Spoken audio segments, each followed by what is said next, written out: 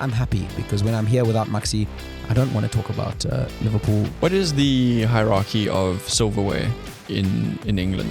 It's a weird one because Forest, with the run they're having in the league, you would think that they would be prioritizing the league. But doesn't that lessen the product? It's an age-old question. I think for a long time it was quite debated. They're always just considered as mid-table to lower-table teams, so their popularity never really develops. It just has to be your priority over getting to the final of an FA Cup or getting to the semi-final of an FA Cup or even winning it, to be honest. Bench Opinions. 3 idiots with amateur analysis. Welcome to Bench Opinions. We are going to be talking about football today. Klaus's favorite thing. If that is not what you have tuned into and you wanted to actually watch the rugby podcast, then check out yesterday's episode. And if that also doesn't interest you, then we have some serious questions for you. But there's also another episode at the beginning of the week called What a Week, where we just talk about all sorts of shite. And you can tune into that. Like, comment, subscribe, and let's hear from you, Dominic. What happened in the fuck up on the weekend? The fuck up. FA Cup. So a bit of a break in UK football or English football this week in terms of league football, which is, I'm happy because when I'm here without Maxi, I don't want to talk about Liverpool definitely winning the Premier League. But we'll talk about the FA Cup, the oldest cup competition in the world. We're into the 5th round now, and this is the round just before the quarterfinals. Run you through a couple of the results. Aston Villa beating Cardiff City 2-0, no big surprises there. Crystal Palace with a good win over Millwall, an absolute horror challenge from the Millwall goalkeeper that earned him a red card. You should check. Well, if you're not squeamish, check it out. It's insane. Did you break a leg or something? No. Came out with his studs up and hit the striker in the head. The striker needed 25 stitches. Jean-Philippe Mateta, who's having an insane season. Okay. Really good season. And now it looks like he might be out for quite a few weeks, which is a bummer for him. So he's just got like his whole face is just lacerated. Gashed open, yeah, exactly. He had to be stretched off, which is a pity. Crystal Palace Millwall also quite a hard derby. Both London teams, okay, both from a little bit more of like a... the rougher side of town. Yeah, like very blue collar. So quite an interesting... East London. Or is it? No, I couldn't tell you, actually. Okay. But... yeah. Rough. Yeah, rough. Actually, yeah, close to, because Millwall's close to West Ham, and West Ham's in the east. So, yeah. Very counterintuitive name, that. There you are, exactly. Then Preston beating Burnley 3-0. That's quite a big result for Preston. Preston a little bit sort of mid-table in the championship against Burnley, who are 3rd. Burnley are currently on one of the craziest records, unbeaten records in the league in English football. They've also only conceded 9 goals all season in the championship. Wow. So that's pretty crazy. So for them to win 3-0 is quite big. Also a little bit of a side topic there. One of the strikers that scored for Preston in the league game between Preston and Burnley, he was accused of racial abuse against one of Burnley's players. During the game or? During the game. Okay. And it's all televised. You can't really see what he says, but as soon as he says it, the player of colour on Burnley's side kind of runs over to the ref and says, dude, like this has been said to me. And yeah, the Montenegrin striker, I forget his name, but he went on to score and be very loud and obnoxious about it. So if you want to watch something and hate someone automatically, that's the way to do it. Bournemouth beating Wolves on penalties. On penalties, yeah. Good win for Bournemouth. Wolves' best player, Cunha, getting sent off for also extremely cynical, complete loss of his head. Ended up shoving and then pushing a player in the face. Lost it. So look, at the end of the day, they still managed to get to penalties, but they lost out. And then City back to winning ways against Plymouth. No big surprises there. Newcastle Brighton is always a game full of fireworks, full of excitement. 2 red cards there. Yeah, 2 red cards. Gordon being sent off for also just complete loss of just, again, also a push in the face and just lost it completely. Brighton continue to get really good results. And then, unfortunately for me, United losing out to Fulham on penalties as well. Terrible game of football. United really struggling, missing a couple of key players through injury and through suspension. Put up a good fight. Some positives to take away for United in that context. We had one 17-year-old and one 18-year-old come on in the second half. Okay, young team. And both of them put on really good performances. So penalties is always an element of luck to it. You know, the goalkeeper's going to pick a side. Yeah. None of our guys missed the goal, so two good saves from the Fulham keeper, and it is what it is. So Fulham through to the quarterfinals of the FA Cup, and United now left really only with the Europa League to look forward to after sort of stabilizing things a little bit in the league. So relegation's not really Not a a danger anymore. Not that it really was, in my opinion, but it keeps, mathematically at least, keeps that at bay. And we're not really going to get, we can maybe hope to finish in the top half of the table at 9th or 10th, but Right. other than that. Not going to get better or worse than that. Exactly. So I think most of the red half of United, and actually the blue half this year as well, in City, hoping the season ends sooner rather than later. Yeah. Just want to move on again. And then the final matchup between Nottingham Forest and Ipswich, which will be tonight being the Monday. Yeah. Who do you think is going to take that one? It's a weird one because Forest, with the run they're having in the league, you would think that they would be prioritizing the league. However, if you look at how thin the tournament is now, with United being out as well, with Forest having such a great season, I would be looking at this and thinking like, screw the league. This is a chance to get silverware. Right. City, the only massive team left in there. Of course, Villa, really good side, and Brighton also a really good side. Bournemouth also a top-off team. So there's a lot of Premier League teams there, but Liverpool out, Arsenal out, Chelsea out, Spurs out, United out. If I'm Espirito Santo, the coach of Forest, I'm going, geez, this could be pretty historic. So I think they'll get the job done against Ipswich. Yeah. And Ipswich are in exactly the opposite space. They're in a relegation battle. The last thing they really need right now is a long cup run to distract them from trying to stay up in the Premier League. And it's actually happened before. Wigan won the FA Cup, I think in 2008, and ended up getting relegated. Oh, wow. In the same season. So it's very difficult, and something we'll touch on actually Later on in the podcast. Later on in this episode, with sort of trying to balance priorities as clubs. What is the hierarchy of silverware in England? So I would assume Premier League is the top now. It's a strange one because in places like Spain, for example, Real Madrid will tell you that the Champions League is the be all and end all, and right. I would argue Barcelona as well, or actually any of the top Spanish sides would say the Champions League is the be all and end all.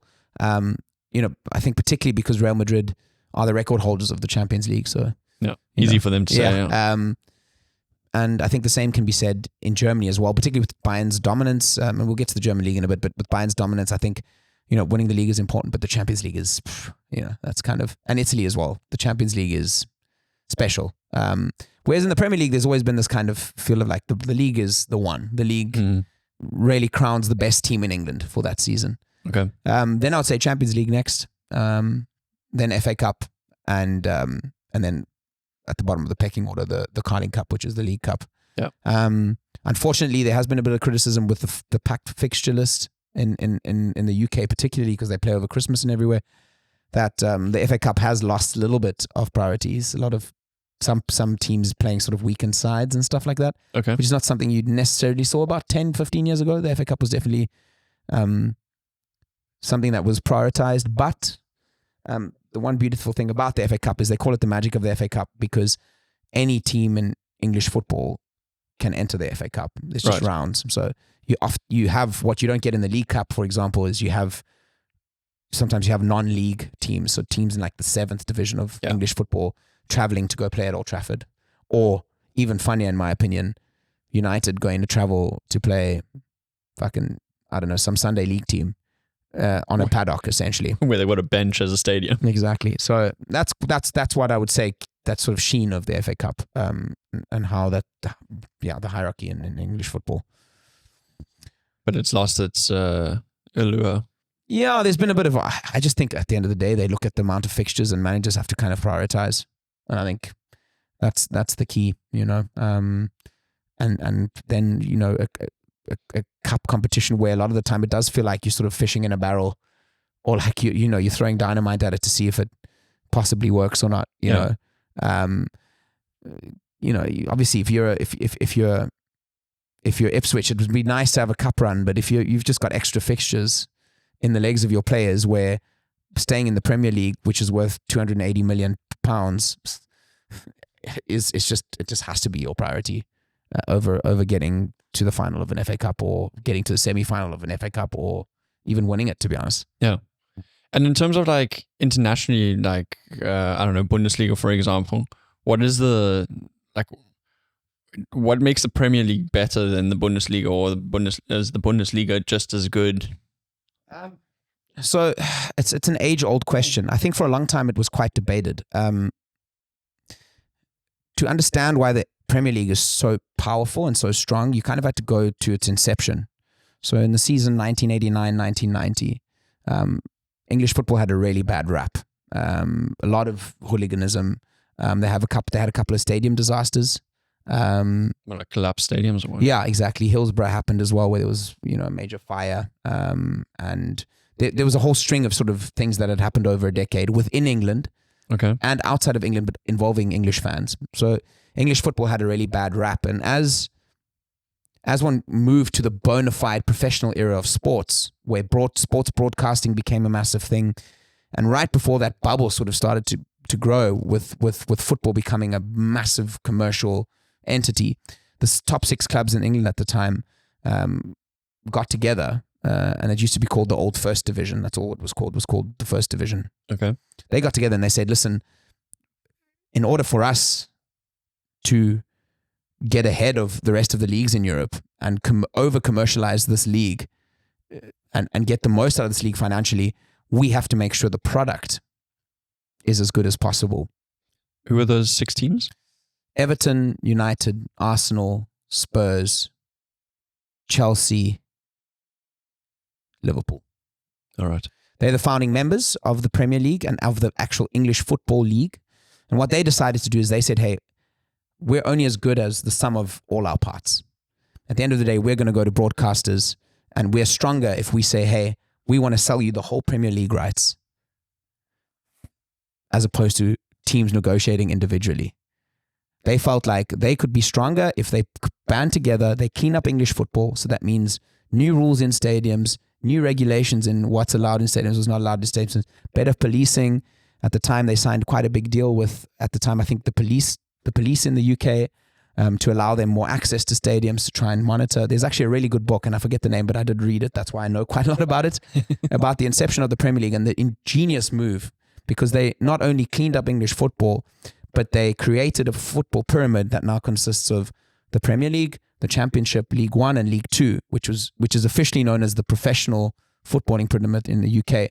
And they made sure that the Premier League as a package was as attractive as possible, and that relatively to that, the leagues underneath as well had a level of professionalism to them, had certain standards to them, so they could go out and sell the Premier League to TV, because they realized disproportionately the biggest money in the sport, at least for the next almost 40 years after that, was going to be TV.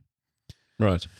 So what that meant is that we now move fast forward 30 years, 35 years, and the Premier League is the one league in global football, particularly in the top 5 leagues in Europe, which are the top 5 leagues in the world, where TV money is spread completely equally at the beginning of every season. Okay. And that's why I said, I think it's about 250 or 280 million. And that's why I said staying up in the Premier League is worth 280 million pounds to someone like Ipswich. Yeah. Because that's what you get as a starting base. Yeah. So you really don't want to get relegated. Yeah. So that's what they've built out of the Premier League. They kind of said, we are a package. The more we make as, let's go out, because we can only be as attractive as in terms of how competitive the league is, what players get attracted to the clubs across the board. Yeah. Unfortunately, countries like Germany and Spain particularly didn't follow suit, and even Italy. Italy I'm not as well versed in, so I'll leave Italy out of it for now. But in Germany, for example, what happened is your structures, Bayern have always been the kingmakers for whatever reason, and I'm sure it can be explained. My assumption is because Bavaria and Munich has always been one of the wealthier parts. I also know sponsorships and whatnot. Exactly. I also know that Bayern are one of the pioneers in Germany in terms of coupling sponsorship to investment. Mm-hmm. So their main sponsors are also investors in the club. So Audi, Allianz, Telekom, Adidas. Those are their 4 pillar sponsors at the moment. Michael listens to this and he's a massive Bayer fan, so he can correct me if I'm wrong. But they also each own 8% of the commercial part of Bayern. So it's like a combo. So they sponsor the club, but they also at the same time own a portion of the club. Okay. Great model if you employ that across the league. Across the league, yeah. The issue is they didn't. There are a couple of other clubs that follow that to a certain degree. This isn't like Werder Bremen. No, who is it that's sponsored by Bayer? Well, Bayer Leverkusen Leverkusen were actually founded also by the workers of Bayer. So that's a bit different. But there are clubs like, for example, Cologne with Rewe and Cologne and Rheinenergie. They followed a similar model. Right. In Hamburg, similar thing with our head sponsors. So there is an element of that, but it's not across the pyramid. And obviously, you just don't have the pull of what Bayern does. So you can give 8% of your club away to one of your sponsors, but who they are and how much money they have obviously defines how good you can be. Yeah. And I think the debate about whether football is a financial sport at the end of the day is just redundant. I think if you're going to talk to me about the man's game and everything, I think you've been left behind, and you can stay in the 40s if that's what you want to do. I mean, it's all about money. Can't fucking help you, bro. You can, you can also fucking use dial-up internet if you want. It's completely up to you. Yeah. But what that led to at the end of the day is that Bayern is just so disproportionately wealthy, powerful. They, for example, also are the only team in the Bundesliga that are able to and are allowed to negotiate their own TV rights, exclusive TV rights, with possible broadcasters. Like Sky or whatever, yeah. So Bayern have a way better deal and have exclusively given them their certain rights away to Sky. But doesn't that lessen the product if 100%. everybody's like fighting on different levels, then like Exactly. Bayern's always going to win, right? 100%. And in Spain, it's similar. So in Spain, what happened? In Spain, 80% of the TV money is split between Barcelona and Real Madrid. 80%. 80%. This is the last figure that I remember hearing. Correct me happily, but the proportions are still the same, similar. Atletico Madrid are the third biggest side. They get something like another 8% of the TV money. There's nothing left for the rest. And the rest is spread amongst, and The it's rest, never yeah. going to change. And what that has created is a situation we have now in Germany. Maybe let me start what's so cool about the Premier League again. Teams that come up into the Premier League, right? If they're well managed, tend to stay there for a while. And if they're there for 5 seasons with the injection of all this TV money, they tend to progress as clubs. There's obviously always anomalies. Yeah. Guys that come up, don't get it right, go down. But generally speaking, if you look at some of the teams like a Brighton and even Wolves and Bournemouth, these clubs that have managed to keep, Crystal Palace, managed to stay in the Premier League for a while and are well managed, tend to go up the European footballing ladder as well. Okay. So you have teams go from strength to strength. You have Brighton then get into Europe. Then Europe gives them another cash injection. Then they become more attractive to players. Then they, so there's development amongst clubs in these leagues. And again, the sum of all the parts is just so much more attractive. It's a more competitive league, the better players, et cetera, without getting back into that. But in Germany, for example, you see a lot of what's happening now with Heidenheim, right? Okay. So Heidenheim is a city with 50,000 people in the south of Germany, right? Tiny place. I think 15 years ago, they were in the 4th division of German football. And they got a couple of investors, whatever, got a really good coach who stayed with them for about 9 to 10 years. And he's the coach that actually got them through all the leagues into the Bundesliga now. Okay. They had a great first season in the Bundesliga, finishing, I think, 7th, which meant they got into the UEFA Conference League, which is the 3rd tier of European football. Right. Fantastic. Great for a club. But they're not getting these other injections that these English teams are getting for their sustained success being in the Bundesliga. They're having to do it themselves. And now what has happened is Heidenheim are probably going to get relegated in the same season that they're playing in Europe for the first time. That's a bit of a paradox. And the trend is, you can see the trend. Same thing happened to Union Berlin. Union Berlin qualified for the Champions League. In the same season they played Champions League, they almost got relegated. Same thing happened with Augsburg. Augsburg got into the Europa League for the first time about 5 or 6 seasons ago. Almost got relegated. Are these teams not just going we've got into this competition for the first time ever. We're going to put all our eggs in one basket because we want to make the best of this opportunity, and then they just completely neglect the Bundesliga. It's either that, could be that, but what I think it is that it's too many games for squads that are built off the resources of second division German sides, essentially. Yeah. And because of the gatekeeping that kind of Bayern do, the clubs with massive followings like Dortmund managed to kind of keep up to Bayern just on numbers alone because they got a massive stadium, big fans, they're also pretty well managed. Leverkusen have the injection from Bayer, they have different levers there. And in the past, teams like Stuttgart as well with the backing of Mercedes and Wolfsburg with the backing of VW have managed to win titles here and there. But if you look at the dominance of Bayern, it's crazy. And the problem is they're gatekeepers. And I think it has to be said. They're gatekeepers for the development of all these teams in the Bundesliga. And the reality is, at the end of the day, who the fuck wants to watch Heidenheim play against Bochum? Nobody. Nobody wants to watch that. Yeah. Unless you're a Bochum fan or a Heidenheim fan. And that again makes, for the neutral, it's not an attractive league. And I don't think you're incentivized as a team outside of the top 3-4 teams developing into something more, because you might be kind of handicapping yourself by getting into one of these European competitions. But if you as Heidenheim are able to compete because of a financial injections that you're on the same level as like a Bayern or a Dortmund or a Stuttgart, don't you think people they would get more support and fans because of their success? But because they're never really at the top of the league, they're always just considered as mid-table to lower-table teams, so their popularity never really develops. I think 100%. And I think, again, you want to give teams the ability to have sustained success over long periods of time. Yeah. And I think it becomes difficult for anyone outside of Bayern and possibly Leverkusen and Dortmund from time to time to have sustained success, to keep playing on the international stage, to then garner fans outside of the 50,000 strong village that they're from. It's literally a village, yeah.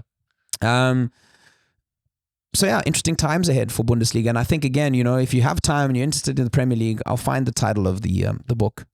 And the book is so interesting, and it's a masterclass in what back then was such an innovative and revolutionary way to look at selling a sports product, which is equality. Is there any sign from fans, obviously not from the Bayern fans or from the Real Madrid fans, but is there any sign from fans within the league, either the Bundesliga or La Liga, that they're pushing for change and like what's it called, like a reshuffle of how the system works, maybe like aligning a little bit more to the Premier League in terms of payment systems? I'm not too versed in La Liga. What I do know about La Liga is that La Liga suffers under even there's a socio-political balance within Spain. The money is so concentrated in places like Madrid and Barcelona, and because of that, like, I think it's difficult for them to overcome that. And the power of the economic power of your fans is lower, and therefore it's quite difficult. I think Barcelona attract a lot of outside fans. Real Madrid attract a lot of tourists, and Barcelona are a terribly run club, and who knows what happens with them? They could be off the face of the planet Earth in the next 10 years. But that's a whole that's a whole podcast episode for itself. It's just okay. Anyway, they're just stay a bubble tuned for next week, maybe. They're a bubble that could burst at any time. But I think in Germany, on the one hand, it's really cool that they have this 50+1 rule, which means clubs have to stay in the hands of the fans and the club members, and foreign investment can only go up until a certain point and no further, or outside investment. And that means it does make it difficult for clubs to get extra cash injections, But broadcasting deals are But obviously broadcasting would be a solution to that, because you would sell the Bundesliga as a product to whomever, and the money would get split equally. And I do think there's been talk about that, but I think German fans are scared to compare themselves to the Premier League because of the over-commercialization, and the presence of foreign ownership in the Premier League means that if we say, hey, we want to be like them, it's a little bit too close to home. I don't think they want to be like the Premier League because they're so scared of outside investment and ownership. But I think if they were smart enough to go, hey, we want the TV deal that they have, possibly could try and get there. The one thing I have to say though, because I don't want to make it sound like, oh, football's everything. It's not too dissimilar to what happens in American sports, what the Premier League decided to do, in the sense that salary caps, TV deals are also negotiated across the board. Yeah. Also very interesting stories often between the different conferences, because some of the conferences sell themselves as a broadcasting deal, and then the playoffs get sold as a broadcasting deal. So that's also split up. But at the end of the day, it all funnels into the teams. And that's why you see surprises or different dynasties in American sports, and teams come and go because the money's quite equally split. It makes a better product at the end of the day. Exactly. And and at the end of the day also, I personally believe, and you maybe don't see it yet, but I think in 10, 15 years, you'll be looking at the Premier League and going, the teams that are the best run are the most successful. Yeah. And that's why it's great to see people like Brighton and Crystal Palace and stuff have doing well and are well run and well managed, and they're growing and getting better and more prominent across the globe. And Brighton, I'm sure, have international fans now, etc. And it's also equally right that teams like United that are poorly run, that it translates to the pitch, because that's what you want, I think.